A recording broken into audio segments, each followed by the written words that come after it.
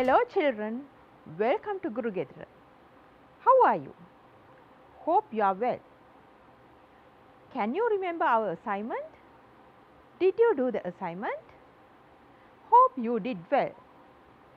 So let's move to our next lesson. Lesson 4. The Prince and the Pauper by Mark Twain.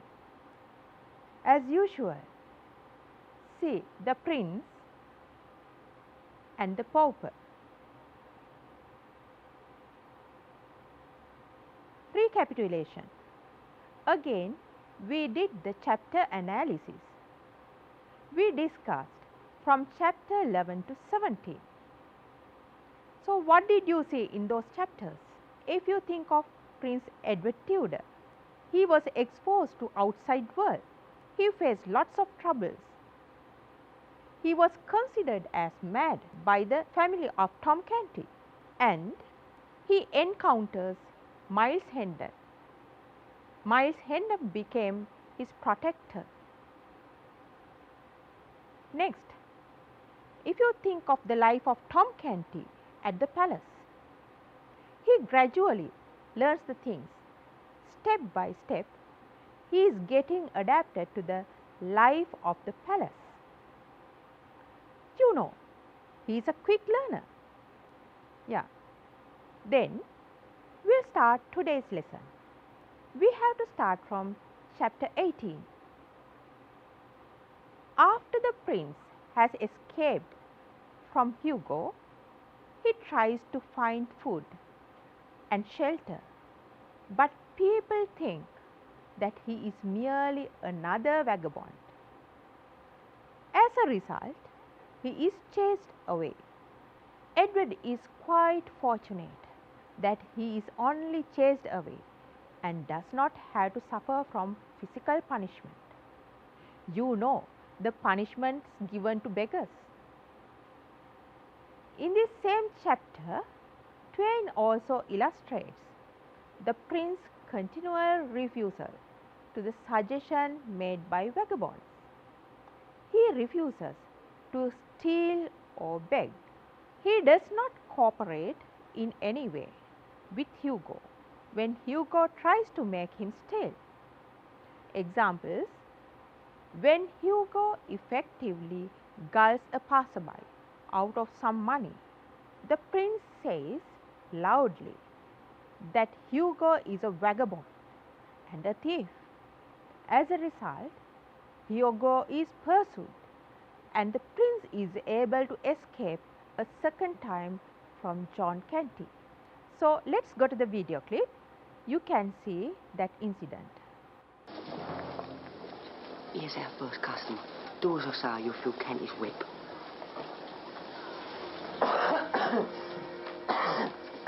What is it, boy? What ails you? Oh, madam, I beg your mercy.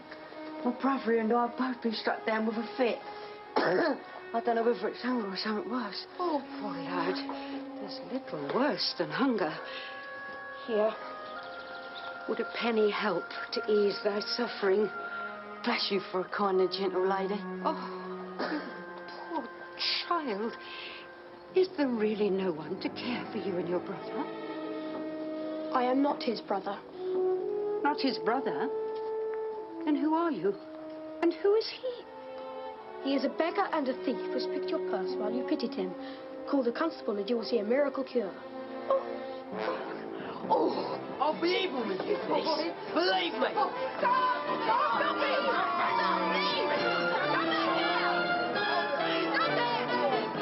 Okay, in the video clip you can see how Hugo tries to steal a purse from the woman, but the prince never helps him. He bravely tells, he is not the brother of Hugo. Slowly, the prince begins to learn to be extremely cautious and to control his fears. Again, you can notice he is getting adapted to the life of the commoner. When he spies a light in a barn, he approaches slowly and makes sure that he is hidden when he hears voices. Later, when he feels something suddenly touch him in the dark, he is terrified, but he controls his fears and forces himself to find out what it is that touched him. He discovers that it is only a calf. He is relieved, and the animal provides him with warmth for the night. With all these difficulties, the Prince Edward experiences the real world. So, in the picture, you can see how he sleeps near the calf. We'll go to chapter 19. One of Twain's favorite themes in his novels is the innate goodness of children. This fact is contrasted with the fear and suspicion of adults. In chapter 19, Twain dwells on that theme. The two girls who find Edward quite readily accept his story about his past, and they believe his assertion that he is a king. So, in the picture, you can see the two girls in the farmhouse. Edward finds it a great relief to tell his tale to someone who finally accepts everything he says as true. So, in the video clip, you can see the two girls in the farmhouse and the questions asked by the two girls and the answers given by the prince.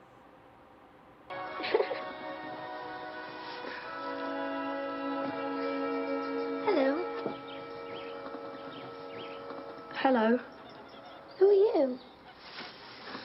If I told you, you wouldn't believe me. Try me. I am the king. What king? The King of England. Well, Pretty, I believe him. You truly are the king? Truly. Then I believe him too. Are you thirsty, King? I am. Come on then, king. The girl's mother, however, thinks that the boy is either mad or a liar. She tries every possible means to discover where he is from or who he is running away from. And here one should note that the prince is reluctant to do common tasks. He tries to do kitchen work for the woman by rationalizing that King Alfred himself did kitchen work at one time. In this way, Edward has yet other experiences of the common life of his country. He learns that it is much more difficult to do such a simple task like washing dishes. He always took such work for granted because at the palace he had more than 300 servants. So he used to that type of life. In the picture you can see how he washes the dishes at farmhouse. But his willingness to perform these tasks and his failure to insist on his royal prerogative as king earned him better treatment. You notice at the very beginning he openly said he is the king or he is the prince. Whenever he says so, he was humiliated, harassed and mocked. But now he has some experience of the outside world. Here he has become humble and started to wash the dishes. Throughout the novel, whenever Edward asserts his prerogatives as king, he is treated harshly. When he does not, he is treated more kindly. We'll go to chapter 20. Twain focuses on the prince, alone and cold. Twain's message here is that the prince is learning to be wary of all situations. He is fed up of that. His early life with safe royal apartments cannot be compared with the dangers of the countryside, especially at night. Edward is learning to fend for himself, and he is earning for himself esteem and courage. So, in the picture you can see the event that Edward meets the mad hermit. At the very beginning he felt he is safe, but you know it is not so. Edward needs all of his newfound courage, especially when he meets a hermit who readily accepts Edward's assertion that he is the king. Unfortunately, the hermit is mad, and he considers himself to be an archangel. Again, you find the motive of madness. An archangel is superior to a king. Therefore, the young king is at the mercy of this mad hermit. This time, Twain's theme of motive of madness becomes a very real danger to young Edward. The prince realizes that the hermit blames Edward's father, Henry VIII, for the hermit's not being pope. Edward suddenly realizes that this man is dangerously mad. Yet here also, the prince is still learning about the effects of royal edicts on ordinary people of the kingdom. It is a real historical event that Edward's father, Henry VIII, proclaimed a royal edict or law establishing the Church of England as separate from Rome. After that, he closed many monasteries. When this mad monk kneels beside the prince with an upraised knife like this, first he was disturbed by Miles Hendon. Yet, even in his madness, the hermit managed to send Miles Hendon away from the hut. We'll go to that event again.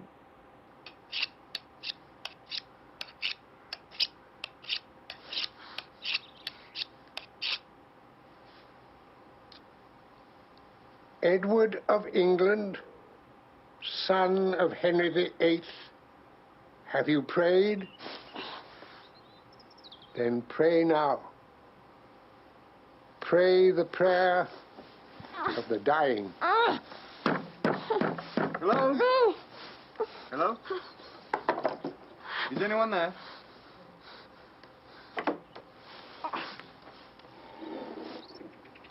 Oh, forgive me, Father. Have I disturbed your devotions? Not exactly, no. If I can be of service. I seek a boy who came this way. Fair, poorly dressed, yet out of the common sort. I wonder, have you seen her? I have. Yes, I think you have seen how the mad hermit tries to kill the prince. Prince was highly frightened. This incident allows John Canty and Hugo to take the prince as a prisoner once again. So, once again, the prince is at the mercy of old John Canty and evil Hugo. Yes, mercy of John Canty. That is ironical. In the picture you can see how John Canty and Hugo comes to the hermit's hut and save the boy. This time the spirit of prince is admired by the troop of vagabonds except John Canty and Hugo. But the prince is finally able to retaliate against the petty harassments of Hugo, and the troop allows the prince and Hugo to fight a duel to settle their argument. Although at the moment the prince is treated as a commoner, his royal training helps him to win over Hugo. At the palace, he has been taught to handle weapons with ease. including the single stick and quarterstaff. As a result, he soundly wins over Hugo. Despite his learning experiences, which are many and varied, the weariness, sordidness, meanness, and the vulgarity of this common life often depressed the young prince. He was fed up of all these things. You know, he is not used to such kind of life. He had a very comfortable life at the palace. He dreams of being back on his throne and must again. Likewise, in the royal apartment, Tom Canty has moments when he wishes for the freedom that he had when he was a mere pauper. Edward's life as a commoner depressed him so much that he thinks it might have been better to have suffered death at the hands of the mad hermit. However, he never forgets his experiences when he is finally returned to the throne. As Hugo was defeated from the duel, he finds ways and means to make a revenge on the prince. Once his attempt to put a climb on the prince's leg is thwarted by another of the troop who admires the prince's spunk. Let's go to chapter 23. Edward Tudor continues to be exposed to various types of injustices that are rampant through his kingdom. Example, according to the contemporary law, a person has to be put to death if that person steals anything worth more than 13 pence halfpenny. It is unjust as the depth of the crime mismatches the punishment. Yet, since Edward cannot prove his claim to royalty, he is almost put to death if it is not for the leniency of the judge and the humanitarian feeling of the old woman. But she is blackmailed by the constable. So, in this event, we find two types of threats. What is the first one? The constable threats the woman who owns the pig. He asks her to sell the pig to him for a lower price. If not, she is put into death.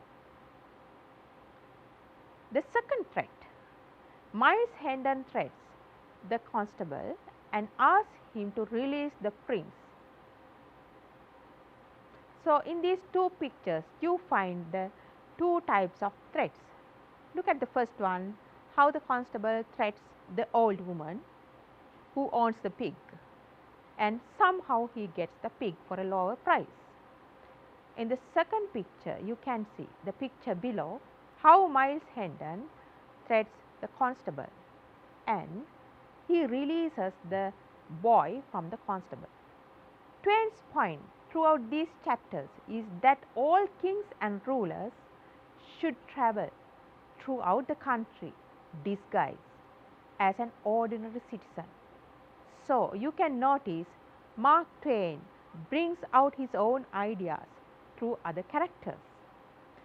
In this way, they could realize the effect of the laws of the land in all their forms, both just and unjust. However, if Hendon had not overheard the constable blackmailing the old woman, he would not have been able to threaten the constable and thus attain the prince's freedom.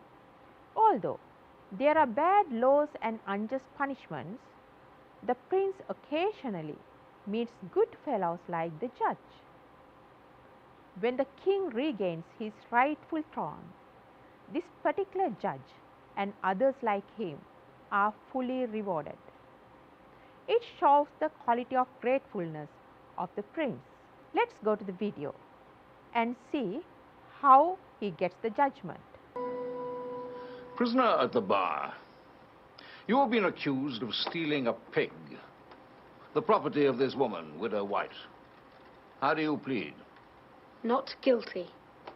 But you were seen with the stolen article by many here present. Nevertheless, I am not guilty. What was the value of the pig? 3 shillings and 8pence, Your Honour. Ah. Mistress White, I wonder if you are quite aware that anyone who steals an article above the value of 13pence halfpenny must hang for it. It is the law.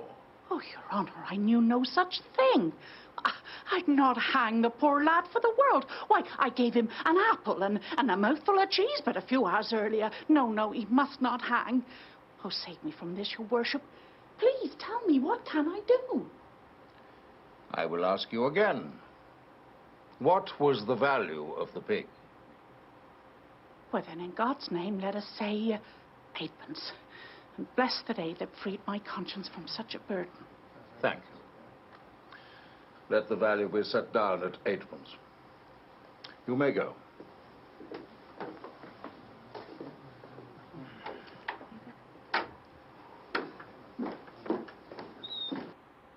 What did you notice there?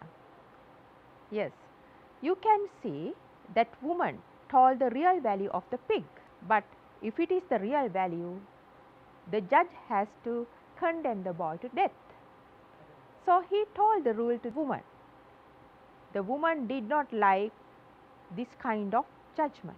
She asked what she has to do regarding that. Did you notice the judge didn't say what she has to do, but he again asked the same question. What is the value of the pig? That is what he asked. So next the woman reduced the price and told it. So this is how the prince was able to get released. In these chapters, there are series of lucky coincidences and circumstances. Example, there is a generous old woman. She is really generous. Second one, a lenient and just judge. Third one, the corruptness of the constable. Fourth one, the shrewdness of Miles Hendon. These lucky coincidences and circumstances prevent the prince sent into the jail. So you can see in the first picture how that constable is holding the prince, and in the second picture Miles Hendon talks to the constable.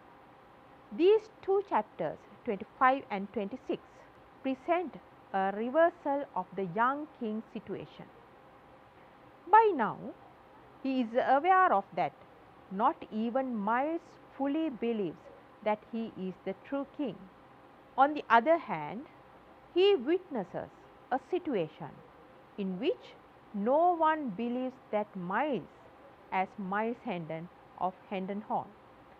So you find when Miles Hendon goes to Hendon Hall with the prince, there you find Miles Hendon's brother, evil brother, Hugh Hendon. He refuses to accept Miles Hendon as his brother. And in the first picture you can notice Lady Edith does not face Miles Hendon. She also refuses him. And second picture you can notice the servants of Hendon Hall. They also refuse Miles Hendon. And did you notice Lady Edith does not face Miles Hendon. She feels guilty. You can understand. She was able to recognize Miles Hendon, but she just pretends that she can't identify. In the second picture also, two servants are guilty. They are looking down. They don't face Miles Hendon. So they also feel guilty because they were able to identify the person. So the third picture, you can see how Miles Hendon comes out of Hendon Hall with the prince. Miles has told Edward fantastic stories about Hendon Hall. He fully expects to be welcomed at his home with open arms. Then He will be able to take care of his sick young friend. This is how he thought. All during their journey to Hendon Hall, Miles told Edward about his family. Yet in his excitement, he temporarily forgot that earlier he let Edward know that his youngest brother, Hugh, was a horribly mean person. Consequently, the reader is somewhat prepared for Hugh's rough treatment for Miles. The first words that he addressed to Miles are ironic. What are these words? "Thy wit seemed touched, poor stranger." Yes, he pretends he can't recognize his brother. There is no reason for Edward to assume that Miles has been telling lies.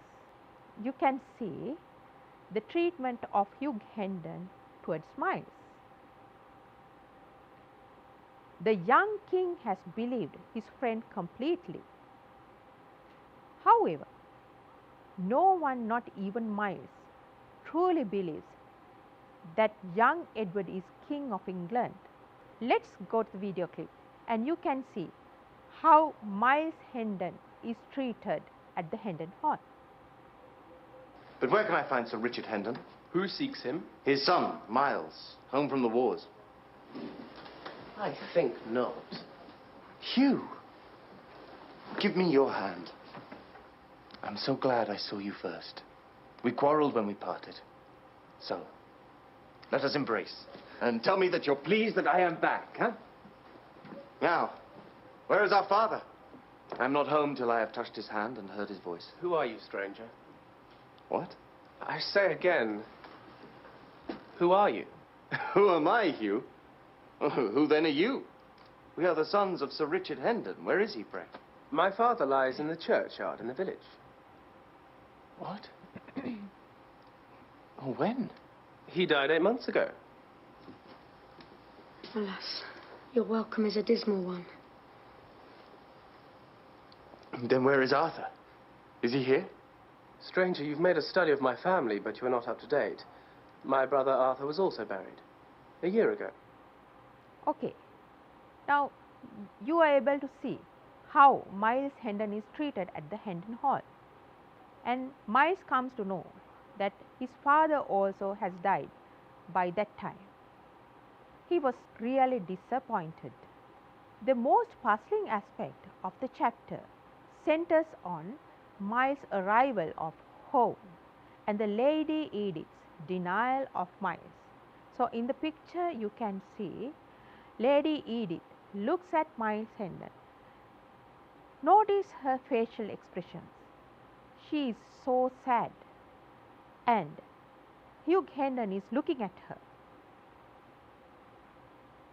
This mystery is not cleared up until a later chapter, when old Blake Andrews reveals that the Lady Edith lied not to save her life, but to save Miles. She was threatened that if she did not deny knowing Miles, Hugh would torture Miles. Thus, out of great concern for Miles, the Lady Edith was forced to lie. Let's go to the next video clip so you can see Blake Andrews' revelation regarding the Hendon Hall. Near as sweet as freedom. How has all this come about? Mr. Arthur died of a fever, and then your brother saw his chance. Go on. A letter came bringing the news of your death. The loss of his 2 favourite sons killed old Sir Richard and cleared the way for Hugh. But that's not all. Before Sir Richard died, at Hugh's request, he begged Lady Edith that she would marry with his last surviving son. And she accepted? Not at first, but finally, seeing the old man suffering and knowing that she could ease his pain, she agreed to a betrothal. Is the marriage date set? No. She continues to delay. It's plain she has no liking for Sir Hugh. He told her he would have you killed if she acknowledged you. I knew it. What must I do then? They will free you by and by. Sir Hugh has not the courage to see you hang in public. Make your way to London and seek a friend with influence. No. I know nobody. Well, save only for my father's cousin, the widow of Sir Geoffrey Milford. She has a place at court, I think, but I know not what it is. I know her well. She waits upon my sister Elizabeth. I dare say in London that is common knowledge. You must hurry. Sir Hugh goes to London soon and takes the Lady Edith. He is a favourite with the Duke of Somerset and hopes to return a lord himself with her, his lady. What Duke of Somerset? The King's uncle, Edward Seymour. Did you notice how Blake Andrew told the things about the Hendon Hall? He tells how Miles Hendon's father and brother died, and he further explains what happened to Lady Edith. Now Miles comes to know the reason behind the change of Lady Edith. Further, the prince comes to know what happened at the palace, and he asks about Duke of Somerset because he didn't know someone called Duke of Somerset. And did you notice when the prince tells Miles Hendon that he knows that lady, Miles Hendon neglects him because he thinks the boy is mad. When concerning on young Edward's part, we notice that royal courtiers are not searching for him. It helps to carry forward the plot line of the novel. Edward writes a letter in Latin, Greek and English, and he asks Miles to deliver it to the Lord Hertford. So why did he use those three languages to write the letter? So that is a way of proving that he is the real prince. But what did Miles Hendon do? Did he send the letter to Lord Hertford? We'll see. As Miles is so distracted with the disturbing events of Hendon Hall, he puts the letter into one of his pockets, and it is not discovered again until Miles is arrested later in the novel. It is, therefore, through the discovery of the letter that Miles and the king are reunited. Then Miles tests the king, who looks like Edward, by sitting in his presence. So in the picture you can see, Miles Hendon sits in the presence of the king, and you can see the real king, Edward Tudor. Beside him, you can see Lady Elizabeth. Now we came to the end of today's lesson. Don't forget the assignment. You have to write the summaries for all the chapters. Hope you have enjoyed the lesson and hope to meet you with another interesting lesson next day. Goodbye.